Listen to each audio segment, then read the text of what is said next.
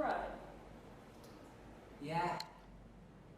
I'm ready to borrow your makeup in the morning. Sure, baby. Paul, Hmm? did you take a Valium? Yeah. Are you awake enough to talk? What's wrong? Nothing. I love you. Niv, you're scaring me. What's wrong? Nothing's wrong, I promise. What? I want to tell you something, but I'm embarrassed. Say it. You're not to judge me. It's important that you don't. Promise me that you won't. Just say it. Promise me.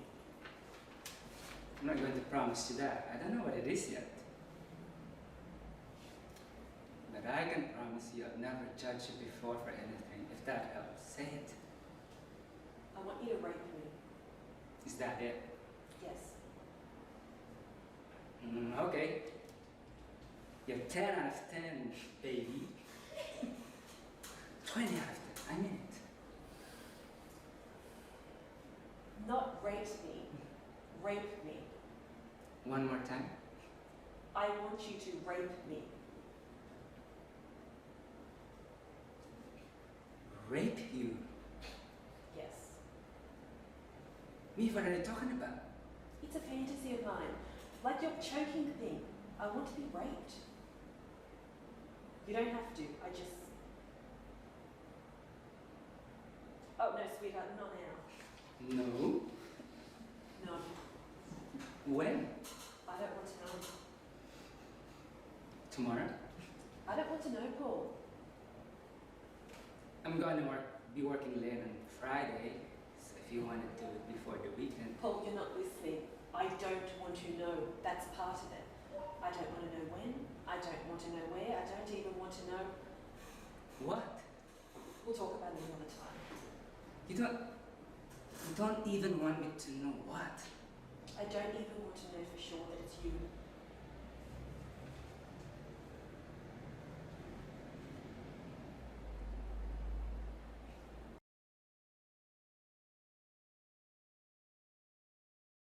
Hi, Bill. Sorry to drag you over here this time of night. No problem. What are you drinking? Brandy would be nice. It was lovely to see you and Alice the other night. Yeah, it was a wonderful party. We had a great time. Shame you had to leave so early. We hated to go, but I had a couple of early appointments. Cheers. Cheers.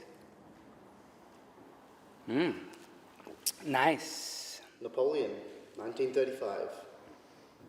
So what seems to be the problem? Somebody under the weather? Can I be frank, Bill? Of course. I'm afraid what I've got to say is a bit awkward to talk about. I'm your doctor. This isn't a medical problem. No. I'm not exactly sure how to begin this, but maybe the best thing to do is to just put the cards on the table and let you know that I happen to know quite a lot about what you've been up to the past 24 hours.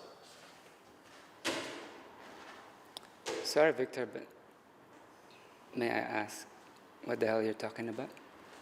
Bill, please, believe me, I know this is awkward. Perhaps as awkward for me as it is for you, okay? Now, the reason I wanted to talk to you is that I think you may be harboring one or two misapprehensions about last night, which I'd like to clear up. I think I should also tell you that I was there, at the house. I saw everything that happened. Well, what an amazing coincidence. Practically the words right out of my mouth. An amazing coincidence. At least that's what I first thought.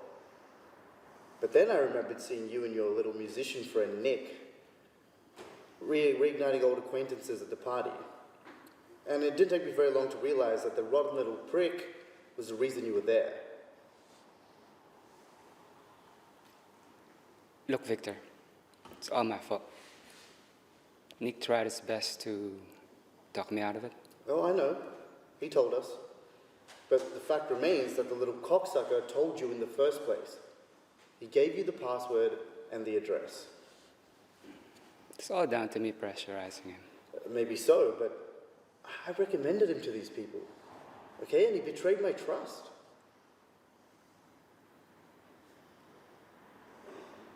I went to his hotel this morning. I know. How's that? That was my man following you. He told me you spotted him. Why did you have me followed? For your own good? To avoid any foolishness? The hotel clerk said 2 men took him away at 5:30 this morning. That's right. They gave him an airline ticket and took him to the airport. He's probably back in his family with Seattle right. He's probably back with his family in Seattle right now. The clerk said he had a bruise on his cheek. Is that all? Is he okay? He's a lot better than he deserves to be. Nothing else? He's okay. Phone him in Seattle if you're so concerned. I'll give you his phone number. Nick never mentioned anything about a second password. Was that what gave me away? There was no second password. You gave yourself away as soon as you arrived. Invited guests arrive in limos, not in taxis. And they don't get out of their car half a block away from the gate. After the servants took your coat, one of our people went through your pockets and found the receipt for the rented tux and cassock made out to Dr. W. Harford. Someone obviously not on the guest list. Bill, these weren't just ordinary people. I don't think you understand how fortunate you are to have gotten out of that situation as easily as you did. Someday you'll thank me for that.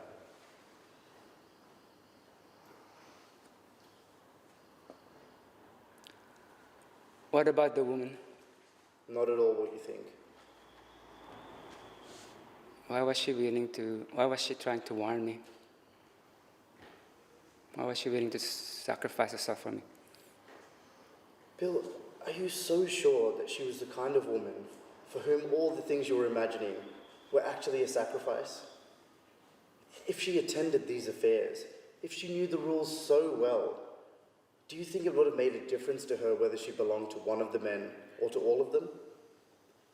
She was a 1,000-a-night hooker, Bill. No more, no less. Bill, tell me, did you never consider the possibility that the whole thing might have been nothing more than a charade? A charade played out for the benefit of someone who didn't belong, to frighten them and make sure they keep quiet?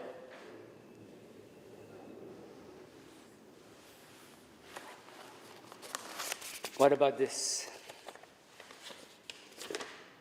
What about it? Is that her?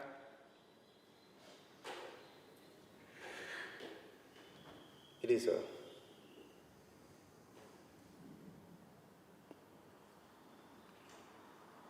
You say it was a charade, but isn't it strange that a woman offers herself as a sacrifice and the next morning she's dead?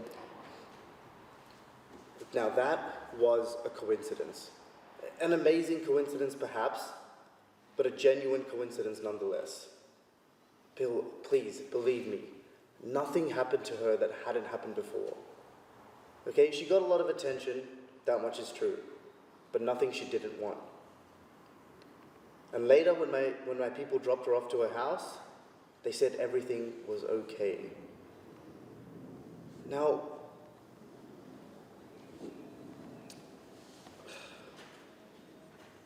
what then happened in her room, she did to herself, as she had done many times before. But sadly, this would be the last time. She OD'd on crack, like the papers said. No room for foul play.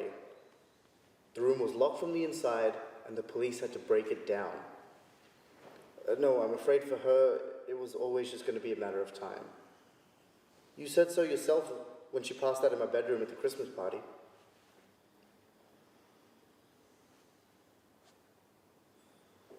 Oh my God, is that her? Bill, I hope you understand why I wanted to tidy things up. But now the dishes are cleaned and put away. Nobody killed anyone. Somebody died, and that's sad. But life goes on. It always does. Until it doesn't. Okay?